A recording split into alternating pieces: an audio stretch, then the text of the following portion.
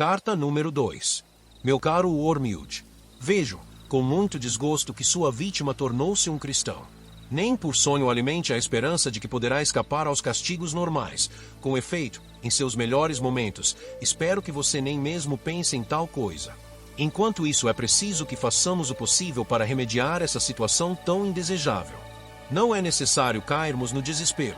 Conta-se por centenas esses convertidos em idade adulta que foram reconquistados, depois de uma breve estada nos arraiais do inimigo, e agora se encontram conosco. Todos os hábitos do paciente, tanto intelectuais quanto físicos, estão ainda a nosso favor. Aliás, um dos maiores aliados que temos hoje é a própria Igreja. Não me interprete mal. Não me refiro à pestilenta igreja que vemos difundida através dos séculos por toda parte, com suas raízes na eternidade, terrível como um invencível exército com suas bandeiras. Esse espetáculo, confesso, que traz insegurança e inquietação aos mais corajosos entre nós. Para nossa sorte, esta igreja é inteiramente invisível aos olhos humanos. Tudo que seu paciente pode contemplar é o prédio inacabado, pretendendo um estilo gótico em seu bairro novo. Entrando ali, o paciente vê o dono da quitanda local, com uma expressão de bem-aventurança no rosto, e que se apressa em lhe oferecer um livrinho já bem gasto contendo uma liturgia que ninguém consegue entender mais, e mais um outro livrinho caindo aos pedaços que contém vários textos, corrompidos, por sinal, de poemas religiosos, a maioria péssimos, e ainda por cima, impressos em letra miúda. Chego a pensar que nós os escrevemos, de forma a dificultar ao máximo a leitura. Ao assentar-se num dos bancos e olhar ao redor, o paciente vê justamente os vizinhos que até então evitara. Você deverá acentuar bem na imaginação do paciente alguns detalhes daqueles vizinhos. Faça com que sua mente fique a flutuar entre uma expressão como o corpo de Cristo é os rostos concretos que ele pode ver nos bancos próximos. Interessa muito pouco saber qual seja, na realidade, o tipo de pessoas acomodadas naqueles outros bancos. Pode ser quer você saiba que um de entre eles é ferrenho batalhador nas fileiras do inimigo. Não há problema. Esse paciente, graças a nosso pai lá de baixo, não passa de um tolo.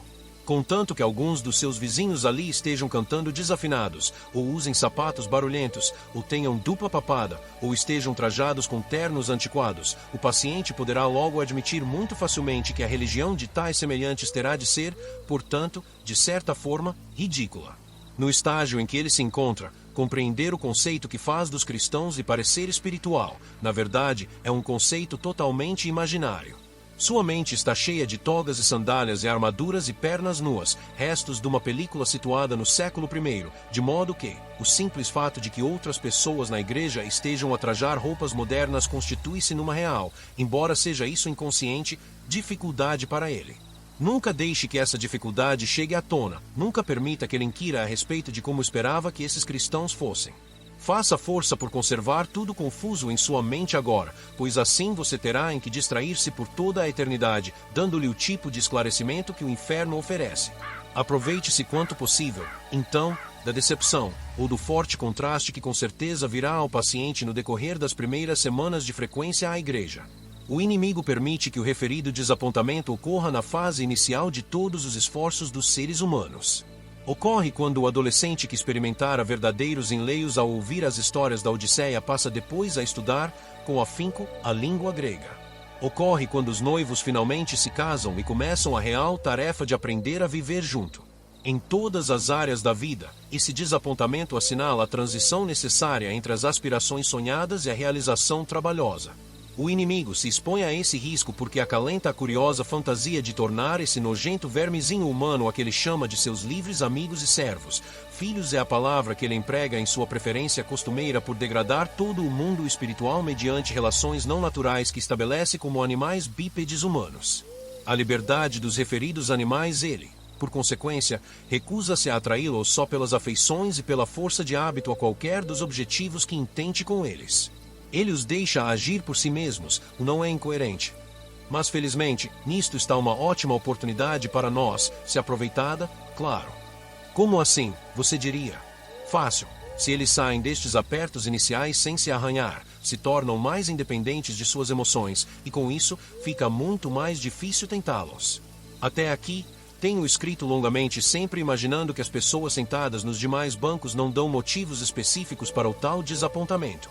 Com efeito, Se derem motivos, se o paciente souber que aquela mulher de chapéu esquisito é profundamente viciada em jogos de azar, ou que o indivíduo dos sapatos barulhentos é avarento e ganancioso, então seu trabalho como tentador fica muito mais fácil.